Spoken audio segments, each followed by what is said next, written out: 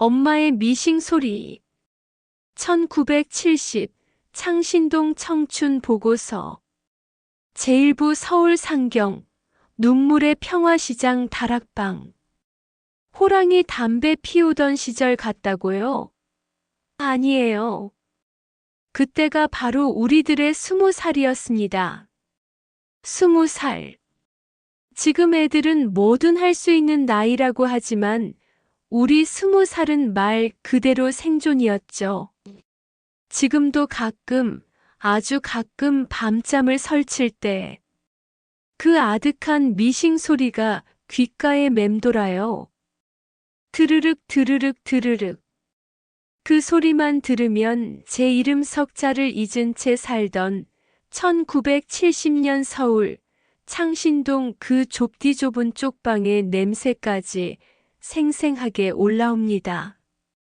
전라북도 시골 18겨울. 어머니는 쌈짓돈을 털어 새 신발을 사주셨어요. 하얀 고무신이 아니라 버선 위에 신는 검정색 기성화였죠. 서울 가거든 이거 신고 남들 눈에 띄게 열심히 살아라. 그 말이 마치 신데렐라의 유리 구두처럼 저를 서울로 데려갔습니다. 버스는 덜컹거렸고 제 가슴은 설렘보다는 막막함으로 쿵쾅거렸죠. 서울에 도착해서 처음 본 곳이 바로 동대문 평화시장이었어요. 번쩍이는 네온 사인과 사람들이 쏟아져 나오는 모습이 흡사 제가 딴 세상에 온 것만 같았습니다. 숙소는 평화시장 바로 뒤 창신동 골목에 있는 쪽방이었어요. 문을 열면 숨이 턱 막히는 작은 방에 저 포함 3명이 발 디딜 틈 없이 살았죠. 방 하나에 3명이 살았는데 월세가 무서워서 보일러는 엄두도 못 냈죠. 겨울엔 입김이 나고 여름엔 땀 냄새가 진동했지만 그래도 서울에 4방이라고 이 악물고 버텼습니다. 짐을 풀기도 전에 다음 날 아침 일찍 평화시장 다락방 공장으로 출근했죠. 공장은 정말 소름 돋았어요. 시장의 1층과 2층 사이 아주 비좁은 다락방에 미싱 수십 대가 빽빽하게 들어서 있었죠. 햇빛은커녕 형광등 불빛도 희미하게 느껴졌어요. 먼지가 날려 기관지에서 피맛이 느껴지고 옷감 부스러기들이 온몸에 들러붙었죠. 그곳이 바로 제가 일해야 할 전쟁터였습니다. 사람들은 말을 아꼈어요. 드르륵 드르륵. 쉴 새 없는 미싱 소리만이 공장을 지배했습니다. 하루 14시간, 때론 16시간.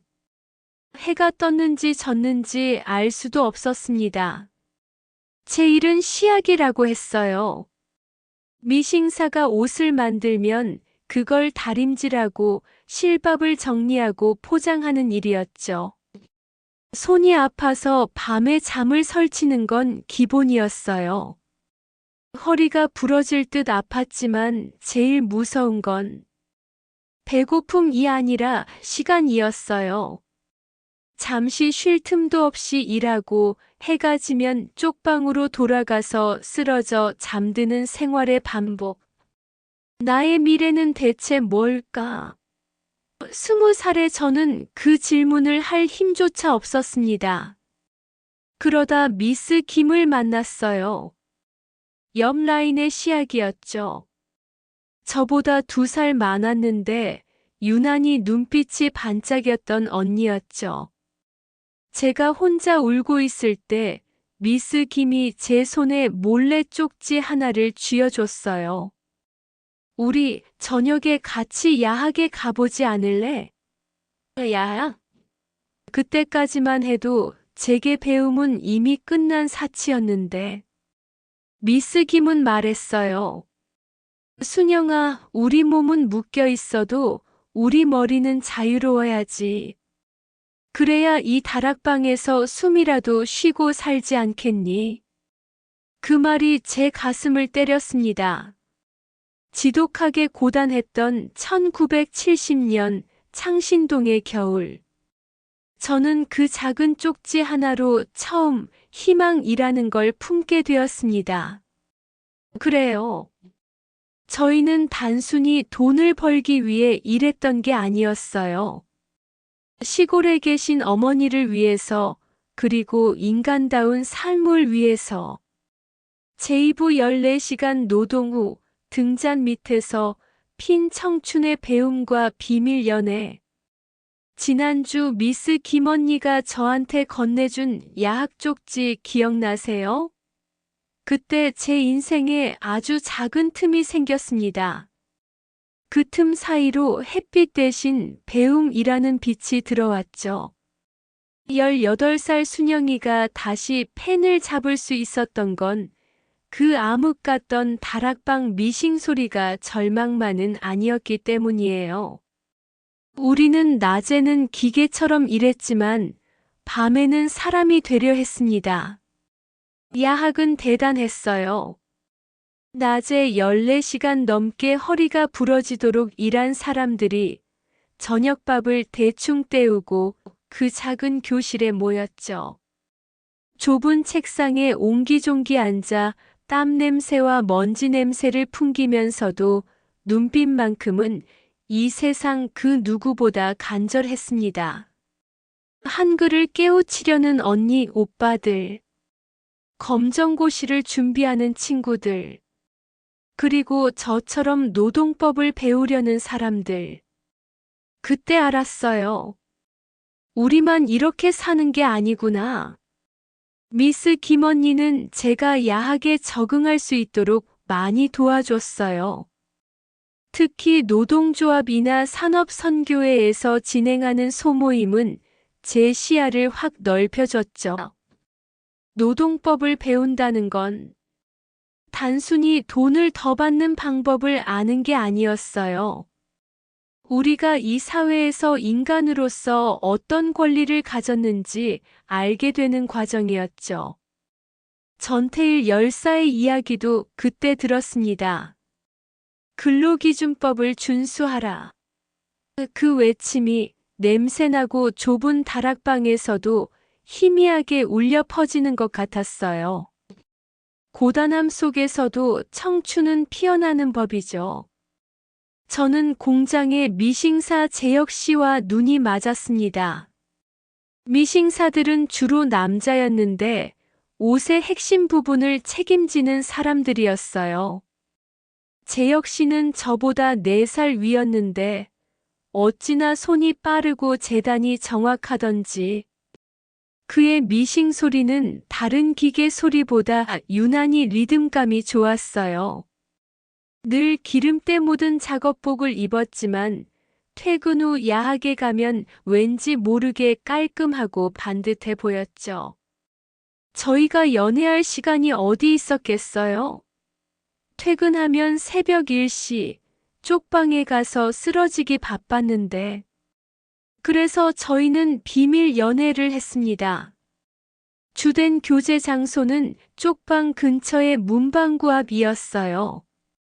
아이들이 밤늦게까지 오락기 앞에 모여 있었지만 저희는 그 시끄러운 틈을 타서 몰래 손을 잡거나 5분, 10분 정도 짧은 대화를 나눴죠. 혹시 공장 사람들에게 들킬까봐 노심초사하면서도 그 10분이 너무 소중해서 가슴이 터질 것 같았어요. 재혁 씨와의 대화는 여느 청춘들의 대화와는 달랐어요. 순영아, 이대로는 안 돼. 우리가 기계가 아니라 사람이란 걸 보여줘야 해. 재혁 씨는 늘 노동자의 권익에 관심이 많았고 야학에서도 가장 적극적이었죠. 어느 날 재혁 씨가 제 손을 잡고 조그만 라디오를 켜주었습니다. 밤늦게 몰래 듣는 서정적인가요? 고된 노동 속에서 듣는 그 노래는 정말 큰 위로가 되었습니다. 제 청춘의 유일한 휴식이었죠. 우리는 음악을 들으며 미래를 약속했습니다. 돈을 모아 작은 옷가게를 차려서 사람답게 살자고요. 그 다짐은 지독한 노동 현실 속에서 더 단단해지는 것 같았습니다. 비록 저희의 놀이터는 화려한 명동이 아니라 먼지 쌓인 다락방과 좁은 쪽방, 그리고 낡은 야학 교실이었지만 저희는 그곳에서 희망을 배웠고 사랑을 키웠습니다. 하지만 그 소박한 행복은 그리 오래가지 못했습니다. 근로기준법이라는 단어가 곧 우리의 삶을 송두리째 뒤흔들 줄은 그때 미처 몰랐죠. 제3부 근로기준법은 종이장, 가슴에 묻은 사랑과 운명을 바꾼 선택. 지난주 저는 가슴 설레는 사랑을 이야기했죠. 재혁 씨와 저는 작은 라디오에서 나오는 노래를 들으며 평생 이 좁은 다락방에서 벗어나자고 다짐했습니다. 그런데요. 그 작은 소망조차 저희에게는 사치였나 봅니다. 근로기준법을 준수하라. 이 네 글자가 우리의 삶을 송두리째 흔들 줄은 꿈에도 몰랐죠. 공장은 점점 더 바빠졌어요. 납기를 맞추기 위해 밤샘 철야 작업이 일상이 되었죠. 하루 16시간을 꼬박 미싱 앞에 앉아 있다 보면 젊은 저희도 눈이 빨갛게 충혈되고 온몸이 쑤셨습니다. 특히 시다들은 허리를 제대로 펴지 못하고 낮은 다락방에서 일했으니 늘 기관지염과 위장병을 달고 살았죠. 미스 김 언니는 결국 쓰러져 병원에 실려갔습니다. 그런데 돌아온 건 사장님의 따뜻한 위로가 아니라 일 못할 거면 나가라는 해고 통보였어요. 그 일이 방아쇠가 되었습니다. 야학에서 노동법을 배운 재혁 씨는 더 이상 참을 수 없었나 봐요. 사장님 방에 들어가 근로기준법에 명시된 주휴일과 휴식을 보장해달라고 따졌습니다. 사장님은 코웃음을 쳤죠. 법. 여긴 평화시장이야. 내가 일 안 하면 시골에서 올라온 애들 줄 섰어. 그리고는 다른 미싱사들을 시켜 재혁 씨를 끌어냈어요. 그날 재혁 씨의 얼굴에는 핏자국이 선명했습니다. 저는 너무 무서웠어요. 우리가 여기서 해고되면 당장 서울에서 쫓겨나는 거니까. 하지만 재혁 씨는 단호했어요. 순영아, 우리도 인간이야. 기계가 아니야. 우리가 싸우지 않으면 아무도 우리를 사람으로 대해주지 않아. 저희는 청계 피복 노조 사무실에서 몰래 동료들을 모았습니다. 임금 체불 문제, 비인간적인 다락방 작업 환경, 여자들에게만 가해지는 폭언. 모두가 눈물을 흘리며 공감했죠. 하지만 사장님들의 감시는 나날이 심해졌고 조금이라도 노동조합에 가까운 행동을 하는 사람은 빨갱이 취급을 받으며 공공연히 탄압받았습니다. 결국 큰일이 터졌습니다. 재혁 씨가 주도한 작은 시위가 경찰에 의해 강제 진압된 거죠. 공장 앞을 막고 일요일은 쉬게 해달라고 외쳤는데 사장 측의 신고로 순식간에 난장판이 되었습니다. 재혁 씨는 경찰서로 끌려갔고 저는 공장 사람들의 눈을 피해 밤새도록 재혁 씨의 무사 귀환을 빌었습니다. 며칠 후 풀려난 재혁 씨는 완전히 다른 사람이 되어 돌아왔어요. 두들겨 맞은 몸보다 영혼이 더 만신창이가 된 듯했죠. 그날 밤 창신동 쪽방 앞에서 재혁 씨가 저를 붙잡았어요. 순영아, 나 이 일을 계속해야 할 것 같아. 내 동료들, 시다들을 이대로 두고 볼 수가 없어. 저는 울면서 매달렸어요. 우리 둘이 약속한 가게는 어떻게 하고, 우리 둘이 사람답게 살자고 했잖아. 재혁 씨의 눈빛은 흔들렸지만 결정을 번복하지 않았습니다. 그는 저에게 말했어요. 나중에 아주 먼 훗날 내가 사람답게 사는 모습을 보는 게 내가 너한테 해줄 수 있는 유일한 사랑일 거야. 그 말을 끝으로 재혁 씨는 제 손을 놓고 어둠 속으로 사라졌습니다. 저는 공장을 그만두기로 결심했습니다. 재혁 씨와 헤어진 슬픔도 컸지만 무엇보다 숨막히는 다락방에서 더 이상 버틸 힘이 없었어요. 제 청춘의 가장 뜨거웠던 배움과 사랑은 처참한 노동 현실 앞에 무릎을 꿇고 말았죠. 창신동을 벗어나는 날, 다락방 미싱 소리가 마치 제 심장 소리처럼 들렸습니다. 고통스러웠지만 그 이별은 저를 더 강하게 만들었습니다. 저는 봉제 공장을 떠나 나를 찾아 떠나기로 했습니다. 제4부 봉제 공장을 넘어선 여자들, 나의 생존과 동료들의 근황. 지난주 저는 가슴에 첫사랑 재혁 씨를 묻고 창신동 봉제 공장을 떠났습니다. 뒤도 돌아보지 않으려 했지만 미싱 소리는 한동안 제 귓가를 떠나지 않았죠. 마치 제가 도망쳤다고 비난하는 것처럼요. 하지만 저는 알았습니다.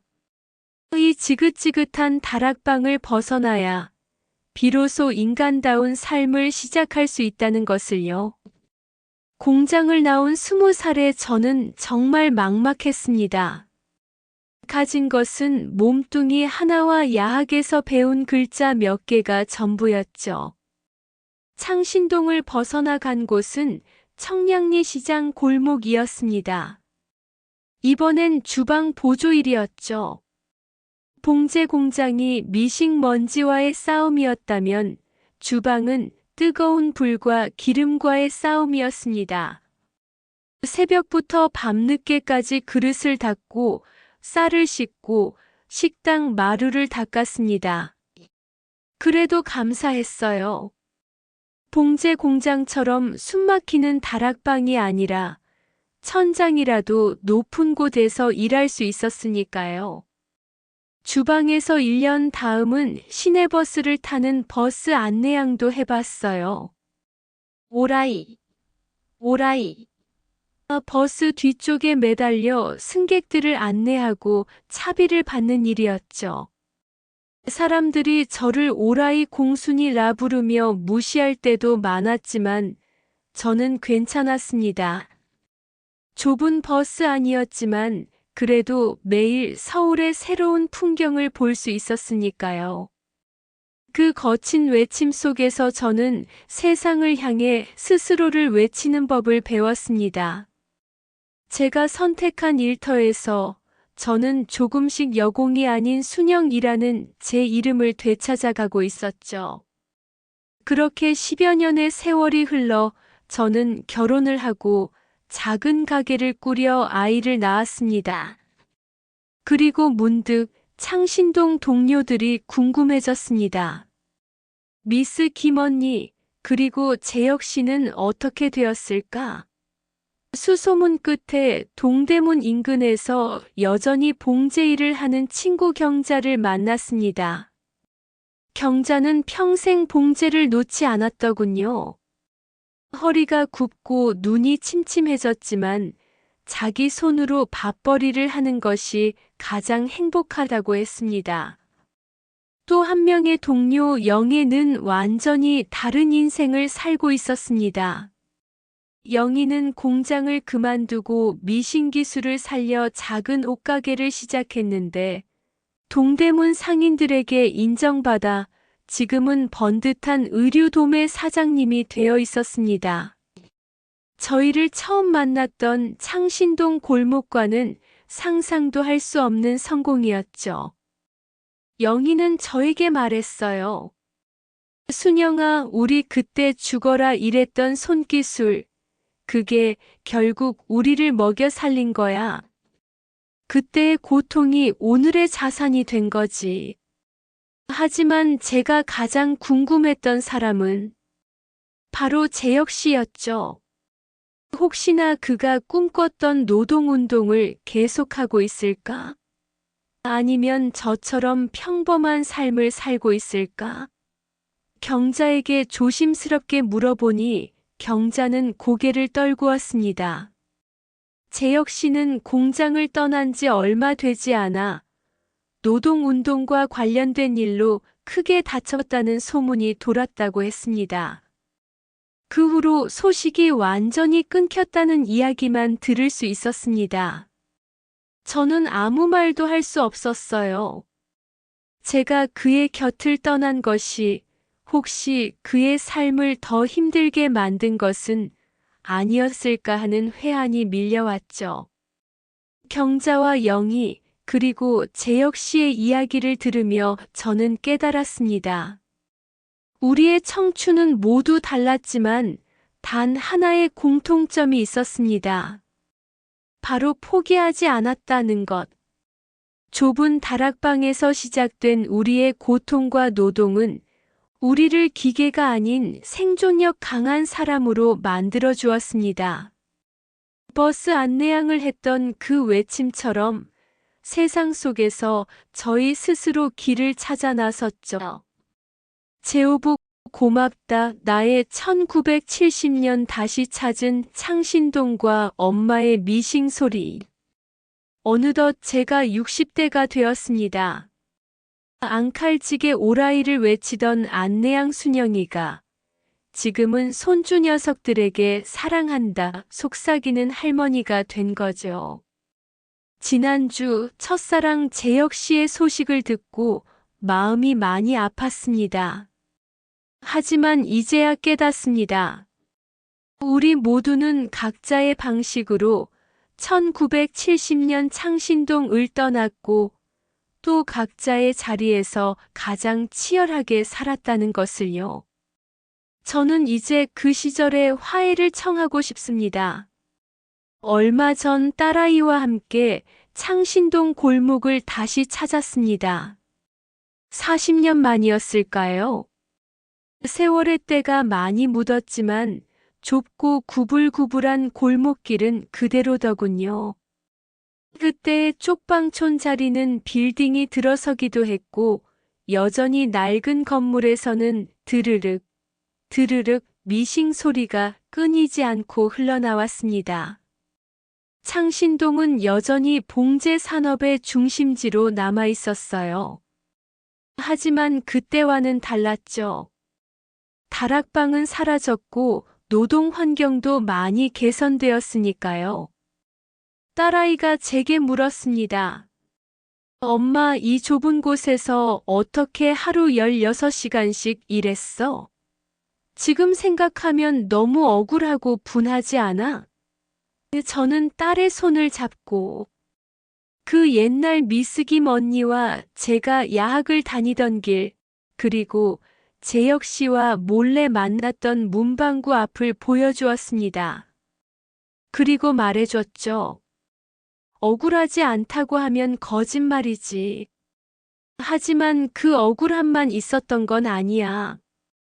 그 좁은 곳에서도 우리는 배움을 향한 열망을 불태웠고 서로를 향한 사랑을 키웠단다. 우리는 약했고 가난했지만 마음만은 누구보다 단단했어. 그때 우리는 여공이나 시다로 불리며 이름조차 잊고 살았지만 저희는 분명 대한민국의 역군이었습니다. 오빠나 동생의 학비를 벌기 위해, 가족의 생계를 위해, 제 자신의 미래를 위해. 숨막히는 다락방에서도 미싱을 돌리던 그 손들이 바로 이 나라의 기적을 만들어낸 미싱손이었으니까요. 그 뜨거운 청춘이 없었다면 지금의 우리는 없었을 겁니다. 저는 그 골목에서 잠시 눈을 감고 재혁 씨를 떠올렸습니다. 정의를 외치다 상처 입었던 그 젊은 날의 용기. 그 용기가 있었기에 비록 저는 공장을 떠났지만 많은 동료들이 그 후 더 나은 환경에서 일할 수 있었을 테죠. 저는 속으로 속삭였습니다. 재혁 씨, 우리의 사랑은 비록 짧았지만 그 사랑이 저를 더 강하게 만들었어요. 당신이 꿈꿨던 세상에서 저는 제 이름 석자를 걸고 사람답게 살았어요. 고마워요. 지금 이 영상을 듣고 계신 동시대의 친구들, 언니들, 동생들에게 묻고 싶어요. 여러분의 1970년대 미싱 소리는 어떤 의미인가요? 고통이었나요? 아니면 희망이었나요? 저는 이제야 말할 수 있습니다. 미싱 소리는 저를 완성시킨 소리였다고요. 그 고단함이 저를 단련시켰고 저에게 생존력과 감사를 가르쳐 주었죠. 저희는 결코 기계가 아니었습니다. 저희는 이 시대를 살아낸 뜨거운 인간이었습니다. 저는 다시금 그 시절의 저에게 창신동 다락방의 순영이에게 다가가 따뜻하게 안아주고 싶습니다. 순영아, 고생 많았지? 너의 희생 덕분에 지금의 내가 있단다. 고맙다, 나의 1970년 청춘아. 저희의 이야기는 여기서 끝이 납니다. 하지만 이 이야기가 여러분의 가슴에 작은 울림으로 오래도록 남았으면 좋겠습니다.